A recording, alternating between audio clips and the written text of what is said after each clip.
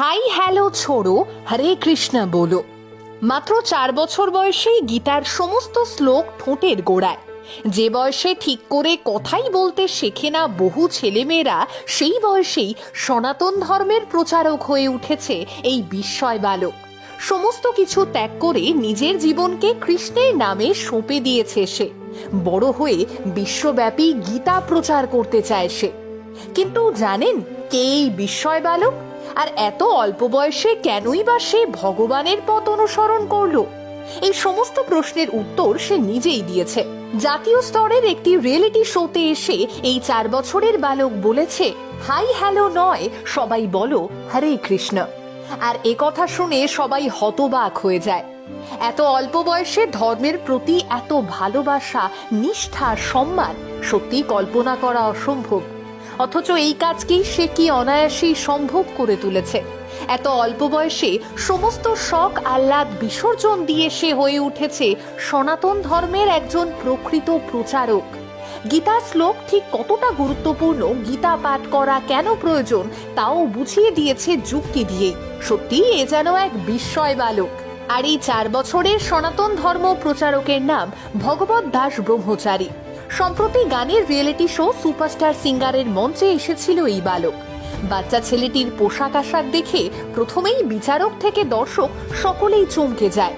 তারপর নেহা কক্কর হাই বলে তাকে ওয়েলকাম জানাতেই সে বিচারকের আসনে বসা নেহা কক্করকে থামিয়ে দিয়েই বলে, হাই হ্যালো নয়, সবাই বলো হরে কৃষ্ণ। আর এই কথার মধ্যে দিয়েই সে বুঝিয়ে দেয় সে একজন সনাতন ধর্ম মেনে চলা শিশু। এই বয়স থেকেই সে সনাতন ধর্মের পাঠ নিচ্ছে। সে কেন হঠাৎ এই বয়সে সন্ন্যাস গ্রহণ করলো, তাকে বিচারকের আসন থেকে এই প্রশ্ন জিজ্ঞেস করা হলে সেই বিস্ময় বালক স্পষ্টই জবাব দেয়, ভগবানকে স্মরণ করার জন্যে কোনো বয়সের দরকার হয় না। যে বয়সে অনুভব করা যায় তখনই সঠিক সময় ভগবানকে অনুসরণ করার। সেই ছেলেটি অদ্ভুতভাবেই সবাইকে বুঝিয়ে দেয় গীতা পাঠ করা কেন প্রয়োজন। ছেলেটি উদাহরণ দেয়, আমরা যখন বাজার থেকে কোনো ইলেকট্রিক খেলনা কিনে আনি তখন তার সাথে একটা ম্যানুয়াল থাকে, যেটার মধ্যে সমস্ত কিছু বর্ণনা থাকে ওই খেলনার বিষয়ে। ঠিক আমাদের জীবনের ম্যানুয়াল হলো গীতা। গীতাতে আসলেই ব্যাখ্যা করা রয়েছে জীবনে কিভাবে এগিয়ে যেতে হয়। মাত্র 4 বছর বয়সের একটি বাচ্চা ছেলের মুখে এই ব্যাখ্যা শুনে রীতিমতো অবাক হয়েছেন সকলে। ছেলেটি বড় হয়ে কি হতে চায় এই প্রশ্ন করা হলে সে খুব সহজভাবেই উত্তর দেয়, আমি বড় হয়ে বিশ্বব্যাপী গীতা প্রচার করতে চাই। আর এই ভিডিও সেদিনের পর থেকেই ভাইরাল হতে শুরু করেছে। বাচ্চা ছেলেটির বলা প্রতিটা কথাই বড় বড় মানুষদেরও ভাবতে বাধ্য করেছে। সত্যি তো, আমরা নামেই বোধহয় আধুনিক হয়েছি। যন্ত্রের মাধ্যমে অথবা পশ্চিমের সংস্কৃতিকে অনুসরণ করে আধুনিক হওয়ার চেষ্টা করছি বটে, কিন্তু কতটা পারছি আধুনিক হতে? গীতা কি শুধু একটা বই বা ধর্মগ্রন্থ? তা তো নয়। বহু বড় বড় বিজ্ঞানীরাও মানেন যে গীতায় লেখা শ্লোক আমাদের আধুনিক সভ্যতা থেকে আরো অনেকটা এগিয়ে থাকা একটা সময়ের কথা বলে। আজ পৃথিবীর বহু মানুষ এই গীতা আঁকড়ে বেঁচে রয়েছে। গীতা হলো গোটা বিশ্বের অন্যতম এক প্রাচীন ধর্মগ্রন্থ, যা মানব সভ্যতার আধার আর চলার পথের সঙ্গী। তাই রোজ গীতা পড়লে জীবনের বহু সমস্যা থেকেই মুক্তি মেলে। যদিও বহু মানুষই এটিকে একটি ধর্মীয় গ্রন্থ বলে বিশ্বাস করেন, তবে মহাবিশ্বের তথ্য লুকিয়ে রয়েছে এতে।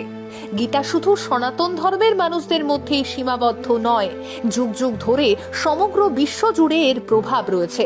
বিখ্যাত পদার্থবিদ এবং পারমাণবিক বোমার জনক ডক্টর রবার্ট ওপেনহেইমার হোক, কিংবা বিশ্বের শ্রেষ্ঠ বিজ্ঞানী স্যার অ্যালবার্ট আইনস্টাইন থেকে শুরু করে Henry David Thoreau, Lord Warren Hastings, Annie Besant কিংবা নিকোলা টেসলা, সকলের জীবনেই ভগবত গীতা জীবন দর্শনটাই বদলে দিয়েছে।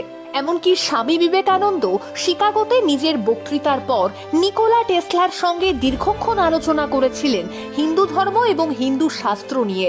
আমরা সাধারণত মনে করি শিক্ষিত মানুষরা ভগবানে বিশ্বাস রাখেন না, কিন্তু গীতা সবকিছুরই ঊর্ধ্বে। এই সময় দাঁড়িয়ে আমরা যখন বিদেশি সংস্কৃতি গায়ে মেখে আধুনিক হতে চাই, ঠিক তখনই সেই মাটিতে দাঁড়িয়েই একটি 4 বছরের বাচ্চা ছেলে গীতার উপকারিতা নিয়ে আমাদের শিক্ষা দিয়ে যায়। এখনো অবধি ছেলেটি ঠিক করে কথা বলতে শেখেনি, অথচ সে জানে গীতা আমাদের জীবনকে ঠিক কতটা সঠিক পথের সন্ধান দেয়। আমরা প্রায়শই বলি শিশুদের মন ভগবানের সমান, আর সেই শিশুই এই দেশের অগণিত মানুষকে নিজের কথার মাধ্যমেই বুঝিয়ে দিল আমাদের আধুনিক হওয়ার কিংবা আমাদের সুন্দর জীবন লাভ করার ওই একটাই পথ, সেটা গীতাকে অনুসরণ করা। আজ আমরা মানি কিংবা না মানি, এটা আবারও প্রমাণিত, গীতায় লেখা শ্লোকই আমাদের সঠিক পথ বেছে নিতে সত্যি সাহায্য করে।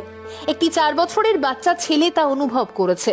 দুর্ভাগ্যবশত আমরা অনেকেই তা আজও বুঝে উঠতে পারিনি। বহু বিশিষ্ট ব্যক্তিত্বদের মতেই গীতা হলো মানব ধর্মতত্ত্বের সংক্ষিপ্ত পাঠ।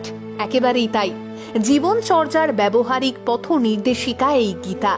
আর বছরের পর বছর ধরে, যুগের পর যুগ ধরে মানব ধর্ম, দর্শন এবং সাহিত্যের ইতিহাসে গীতা এক বিশেষ স্থান অধিকার করে রয়েছে, যা নিঃসন্দেহেই উপলব্ধি করেছে ওই বছর 4-এর ছোট্ট ছেলেটা।